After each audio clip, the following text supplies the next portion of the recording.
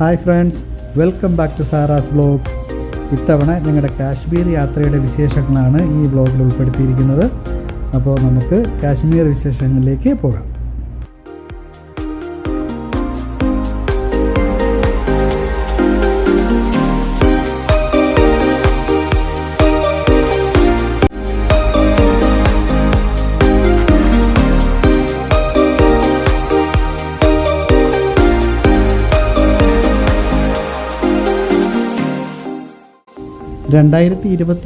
April 27 ഞങ്ങൾ കാശ്മീരിലേക്ക് പോയത്. ഞങ്ങൾ യാത്ര ചെയ്തത് തിരുവനന്തപുരത്ത് നിന്ന് ദില്ലിയിലേക്കും ദില്ലിയിൽ നിന്ന് ശ്രീനഗറിലേക്കുമായിരുന്നു യാത്ര ചെയ്തത്. ഞങ്ങൾ ശ്രീനഗറിലെത്തുമ്പോഴേക്കും ഞങ്ങളുടെ ഡ്രൈവർ ഞങ്ങളെ കാത്ത് പുറത്തുണ്ടായിരുന്നു. അവിടെ നിന്ന് നേരെ ഹോട്ടലിലേക്ക് പോവുകയും ഹോട്ടലിൽ അല്പനേരം റെസ്റ്റ് എടുത്ത ശേഷം ഞങ്ങൾ ശ്രീനഗറിൽ തന്നെയുള്ള മുഗൾ ഗാർഡൻസിലേക്കായിരുന്നു ആദ്യം പോയത്. മുഗൾ ഗാർഡൻസിലെ കാഴ്ചകളാണ് നിങ്ങളീ കാണുന്നത്. അന്നത്തെ ദിവസം ലോക്കൽ സൈറ്റ് സീയിങ് എല്ലാം കഴിഞ്ഞ് ഞങ്ങൾ റൂമിലേക്ക് പോയി റെസ്റ്റ് എടുത്തു. പിന്നെ തൊട്ടടുത്ത ദിവസം അടുത്ത ഡെസ്റ്റിനേഷനിലേക്കുള്ള യാത്രയായിരുന്നു.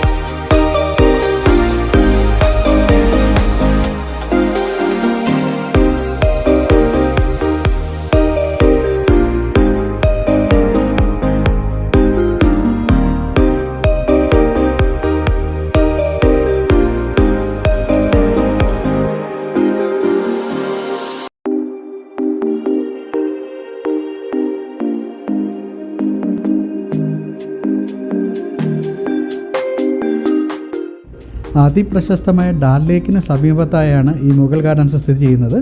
നിങ്ങൾ കാശ്മീരിലെത്തുന്നത് ശ്രീനഗറിലെത്തുന്നത് വളരെ നേരത്തെയാണ് എന്നുണ്ടെങ്കിൽ തീർച്ചയായും നിങ്ങൾക്ക് എത്തുന്ന അതേ ദിവസം തന്നെ നിങ്ങൾക്ക് ഡാൽ ലേക്ക് എക്സ്പീരിയൻസ് ചെയ്യാൻ പറ്റുന്നതാണ്. ഡാൽ ലേക്കിലെ shikara ride it's an amazing thing. നിങ്ങൾ തീർച്ചയായും എക്സ്പീരിയൻസ് ചെയ്തിരിക്കേണ്ട ഒന്നാണ് ഷിക്കാര റൈഡ്, ഡാൽ ലേക്കിലെ ഷിക്കാര റൈഡ്.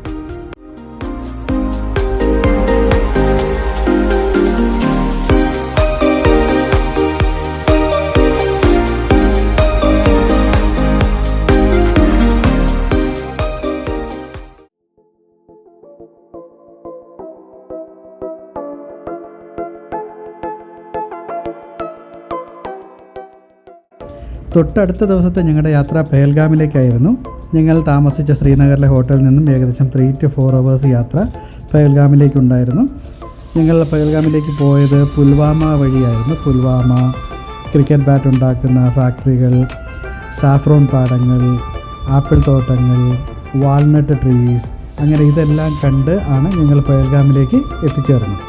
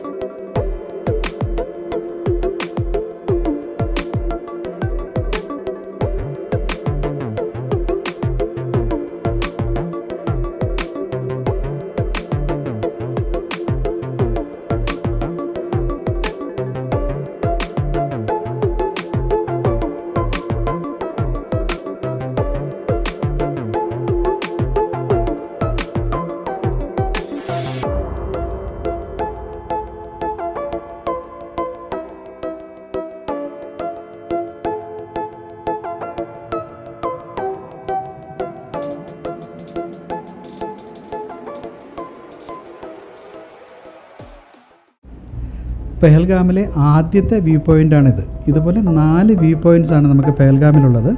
ഈ 4 വ്യൂ പോയിൻറ്റ്സ് നമുക്ക് എത്തിച്ചേരണമെന്നുണ്ടെങ്കിൽ നമുക്കിതുപോലെ പോണി റൈഡ്സ് എടുത്തെങ്കിൽ മാത്രമേ നമുക്കവിടെ എത്തിച്ചേരാൻ പറ്റുകയുള്ളൂ. നമുക്ക് വണ്ടിയിൽ പോയി വാഹനത്തിൽ, കാറിലോ ജീപ്പിലോ ഒക്കെ പോയി കാണാൻ പറ്റുന്നത് വെറും 2 സ്ഥലങ്ങളാണ്. അപ്പോൾ അത് നമുക്കൊരു വലിയ നഷ്ടമായിരിക്കും. നമ്മൾ തീർച്ചയായും ഈ പോണി റൈഡ് എടുത്ത് 4 ലൊക്കേഷൻസ് വിസിറ്റ് ചെയ്തെങ്കിൽ മാത്രമേ നമുക്ക് ആ ഒരു യാത്ര എൻജോയ് ചെയ്യാൻ പറ്റൂ. സത്യത്തിൽ പോണി റൈഡ് എടുക്കുന്നതിന് മുമ്പ് ഞങ്ങൾക്ക് ടോട്ടൽ കൺഫ്യൂഷനായിരുന്നു. ഇനി യാത്ര ഫിസിക്കലി നമുക്കത് എത്രത്തോളം ബാധിക്കുമെന്നൊന്നും അറിയാത്തത് കൊണ്ട് ഒരു ഡൗട്ടുണ്ടായിരുന്നു. പക്ഷേ വളരെ കംഫർട്ടായിട്ടുള്ളൊരു യാത്രയായിരുന്നു ഈ കുതിരപ്പുറത്ത് ഉണ്ടായിരുന്നത്. ആർക്കും ഒരു ബുദ്ധിമുട്ടുമില്ലാതെ ഏകദേശം 4 മണിക്കൂറോളം ഞങ്ങൾ പോണി റൈഡ് ചെയ്ത ശേഷമാണ് ഈ 4 ലൊക്കേഷൻസ് കണ്ട് തിരിച്ച് സ്റ്റാർട്ടിംഗ് പോയിന്റിൽ എത്തിയത്. നമുക്ക് 2 മണിക്കൂർ അങ്ങോട്ട് പോകുന്നതിനും 2 മണിക്കൂർ തിരിച്ച് വരുന്നതിനും നമുക്കെടുക്കും. ഇപ്പോൾ ഇത് നമ്മളെ 3ാമത്തെ വ്യൂ പോയിൻ്റാണ് ഈ കാണുന്നത്. ഇതിന് തൊട്ട് മുമ്പ് നിങ്ങൾ കണ്ട ഏരിയ 2ാമത്തെ വ്യൂ പോയിൻ്റ് ആയിരുന്നു. ഇനി ലാസ്റ്റ് വ്യൂ പോയിൻ്റ് നമുക്കൊരു റിവറിന് സൈഡിൽ കൂടെ ഉള്ളതാണ്. അതിപ്പോൾ വീഡിയോയിൽ മുന്നോട്ട് വരുമ്പോൾ നിങ്ങൾക്ക് കാണാം.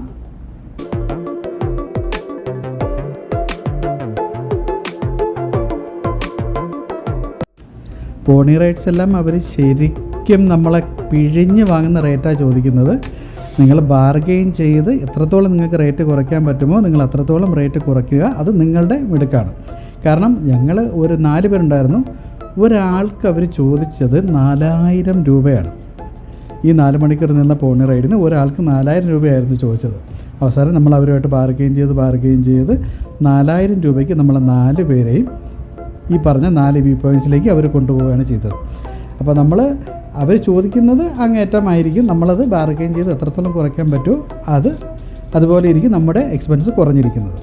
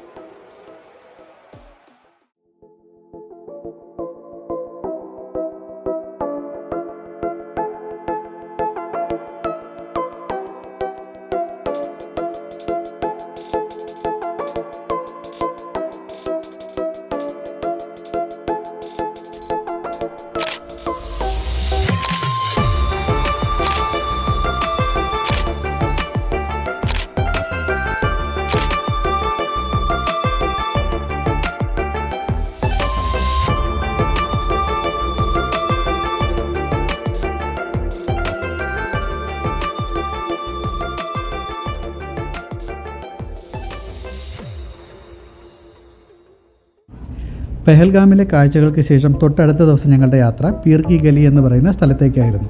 പീർ കി ഗലി സത്യം പറഞ്ഞാൽ നമ്മുടെ ടൂർ പാക്കേജുകളിലൊന്നും ഉൾപ്പെടുന്ന ഒരു സ്ഥലമല്ല, അത്ര ഫേമസ് ആയിട്ടുള്ളൊരു ടൂറിസ്റ്റ് ഡെസ്റ്റിനേഷൻ അല്ല.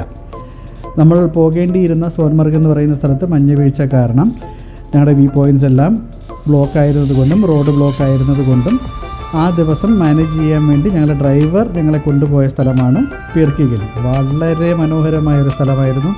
സത്യം പറഞ്ഞാൽ സോൻമർഗിനെക്കാട്ടിയും പീർ കി ഗലിയിൽ പോയത് 100% ഒരു നല്ല തീരുമാനമായിരുന്നു എന്ന് യാത്ര ചെയ്ത് കഴിഞ്ഞപ്പോൾ നമുക്ക് മനസ്സിലായി. കാരണം നിങ്ങൾക്ക് വീഡിയോ കാണുമ്പോൾ മനസ്സിലാവും, മറ്റ് ടൂറിസ്റ്റുകളുടെ യാതൊരു രീതിയിലുള്ള തിക്കോ തിരക്കോ ഒന്നുമില്ലാതെ സ്നോഫാൾ നമുക്ക് വളരെ മനോഹരമായി എൻജോയ് ചെയ്യാൻ പറ്റി. ശരിക്കും ഞങ്ങളുടെ ഈ യാത്ര ഫുള്ളും മഴയായിരുന്നു. മഴയും മഞ്ഞ് വീഴ്ചയും നിങ്ങൾ ഈ വീഡിയോയിൽ കാണുന്ന പോലെ മഞ്ഞ് പെയ്തുകൊണ്ടിരിക്കുകയായിരുന്നു. ഞങ്ങൾ പീർ കി ഗലിയുടെ ഏറ്റവും ടോപ്പിലെത്തിക്കഴിഞ്ഞപ്പോൾ അവിടുത്തെ ഒരു കാഴ്ചകൾ അതിമനോഹരമെന്ന് പറയാതിരിക്കാൻ പറ്റില്ല. കാരണം മഞ്ഞ് വീഴ്ചയും ഞങ്ങൾ കണ്ണിൻ്റെ മുന്നിൽ ഞങ്ങൾ കണ്ടുകൊണ്ടിരിക്കുന്ന സ്ഥലങ്ങളിൽ മഞ്ഞ് ഇങ്ങനെ കൂടിക്കൊണ്ടിരിക്കുകയാണ്. വളരെ മനോഹരമായ കാഴ്ചകളായിരുന്നു.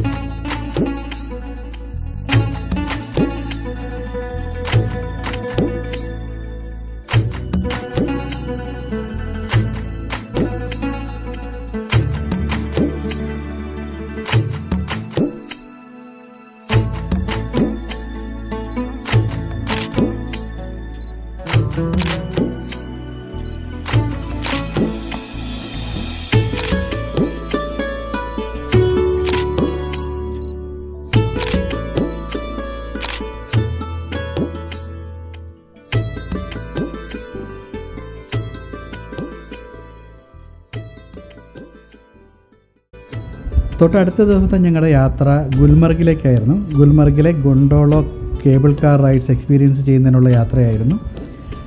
നമ്മൾ കാശ്മീർ യാത്രയിൽ എക്സ്പീരിയൻസ് ചെയ്യേണ്ട, നമ്മുടെ ലൈഫിൽ നമ്മൾ ഒരിക്കലെങ്കിലും എക്സ്പീരിയൻസ് ചെയ്യേണ്ട ഒന്നാണ് ഈ ഗൊണ്ടോള കേബിൾ കാർ റൈഡ്.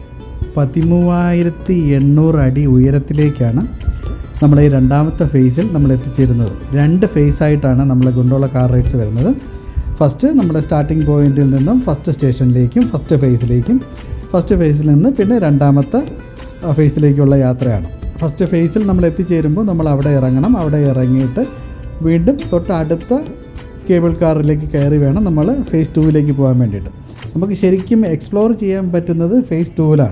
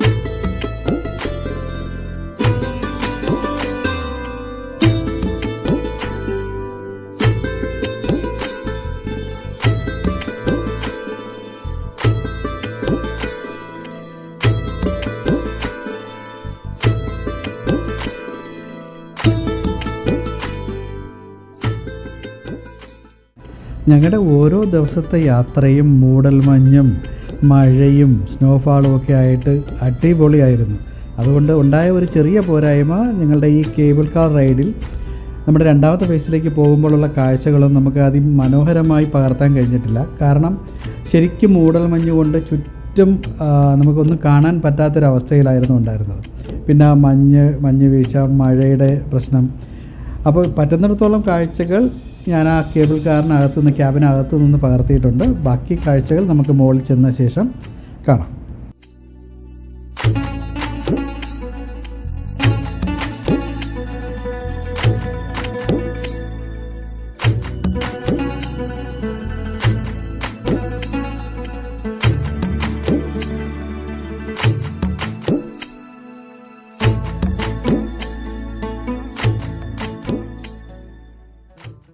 രണ്ടാമത്തെ ഫേസിൻ്റെ ടോപ്പിൽ 13,800 അടി ഉയരത്തിൽ നമ്മൾ എത്തിക്കഴിയുമ്പോഴുള്ള കാഴ്ചകളാണ് ഈ കാണുന്നത്.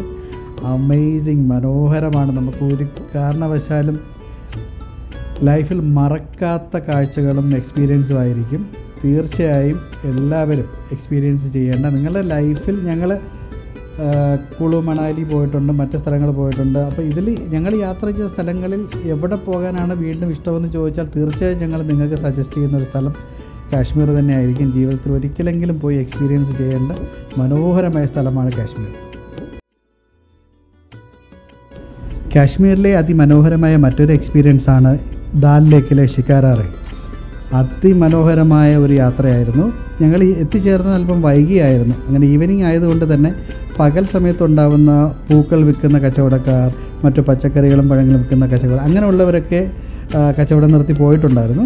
പക്ഷേ മറ്റ് ആൾക്കാരെല്ലാം ഉണ്ടായിരുന്നു. ഇപ്പോൾ ശരിക്കും നമ്മുടെ ടൂർ പാക്കേജിൻ്റെ ഭാഗമായിട്ട് നമുക്ക് കിട്ടുന്നത് 1 hour ഷിക്കാര റൈഡാണ്. അപ്പോൾ നമ്മൾ 1 hour ഷിക്കാര റൈഡിൽ നമുക്ക് എത്തിച്ചേരാൻ പറ്റുന്ന ഏരിയ വളരെ കുറവായതുകൊണ്ട് കാഴ്ചകളുടെ മനോഹാരിതയും കുറയും. അപ്പോൾ നമ്മൾ അഡീഷണലി നമ്മൾ 1 hour കൂടി ഒരു എക്സ്ട്രാ എമൗണ്ട് കൊടുത്തിട്ട് നമ്മൾ 1 hour എക്സ്ട്രാ എടുക്കുകയാണെന്നുണ്ടെങ്കിൽ ടോട്ടൽ 2 hour ഷിക്കാര റൈഡ് നമുക്ക് കിട്ടും. ആ 2 മണിക്കൂർ ഷിക്കാര റൈഡ് കൊണ്ട് നമുക്ക് ഡാൽ ലേക്കിൻ്റെ മാക്സിമം ഏരിയാസ് കവർ ചെയ്യാൻ പറ്റും. അതിമനോഹരമായ കാഴ്ചകൾ നമുക്ക് അല്ലെങ്കിൽ മിസ്സാകും. തീർച്ചയായും മാക്സിമം ഒരു 2 hour ഷിക്കാര റൈഡ് എടുക്കാൻ നിങ്ങൾ ശ്രമിക്കുക. ഡാൽ ലേക്കിനെ പൂർണ്ണമായും എക്സ്പ്ലോർ ചെയ്യാൻ വേണ്ടി തന്നെ ശ്രമിക്കുക. നിങ്ങൾ ഈ കാണുന്ന തപാൽ ഓഫീസ് ഉണ്ടല്ലോ, അത് ഇന്ത്യയിലെ തന്നെ ഒരേ ഒരു തപാൽ ഓഫീസാണ്. വെള്ളത്തിൽ സ്ഥിതി ചെയ്യുന്ന ഒരേ ഒരു തപാൽ ഓഫീസാണ് നമ്മൾ ഈ കണ്ടത്.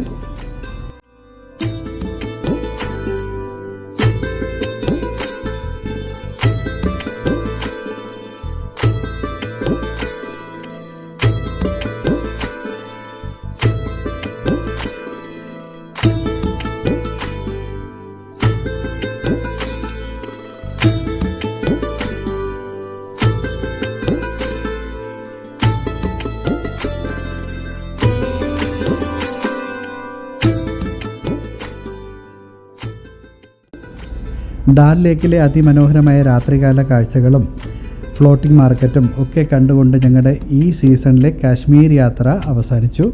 തൊട്ടടുത്ത ദിവസം ഞങ്ങൾ വീണ്ടും ശ്രീനഗറിൽ നിന്നും ദില്ലിയിലേക്കും ദില്ലിയിൽ നിന്ന് ട്രിവാൻഡ്രത്തേക്കും ഫ്ലൈറ്റ് എടുത്തു. അപ്പോൾ യാത്രയുടെ വിശേഷങ്ങളും കാര്യങ്ങളുമെല്ലാം നിങ്ങൾക്ക് എല്ലാവർക്കും ഇഷ്ടപ്പെട്ടിട്ടുണ്ടാവുമെന്ന് കരുതുന്നു. ഒരു പ്രൊഫഷണൽ വ്ളോഗറൊന്നും അല്ലാത്തത് കൊണ്ട് തന്നെ എൻ്റെ വിശദീകരണങ്ങളും വിവരണങ്ങളും ഒക്കെ ഒരു പക്ഷേ പൂർണ്ണമായി നിങ്ങളെ സാറ്റിസ്ഫൈ ചെയ്യണമെന്നില്ല. അതുകൊണ്ട് ഞാൻ ഈ യാത്രയുടെ ഡീറ്റെയിൽസും കാര്യങ്ങളും എല്ലാം ഡിസ്ക്രിപ്ഷനിൽ കൊടുത്തേക്കാം. എങ്ങനെയാണ് ഗൊണ്ടോള കാർ റൈഡ്സ് ബുക്ക് ചെയ്യേണ്ടത്, എങ്ങനെയായിരുന്നു ഞങ്ങളുടെ യാത്ര, ഈ വക ഡീറ്റെയിൽസ് എല്ലാം ഞാൻ ഡിസ്ക്രിപ്ഷനിൽ ആഡ് ചെയ്തേക്കാം.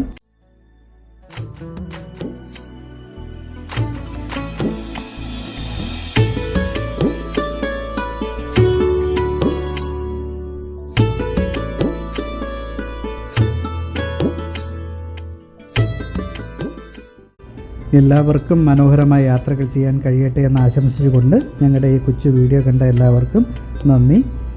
അടുത്ത ഒരു വ്ളോഗുമായി തിരിച്ചെത്തും വരേക്കും എല്ലാവർക്കും നന്ദി, നമസ്കാരം.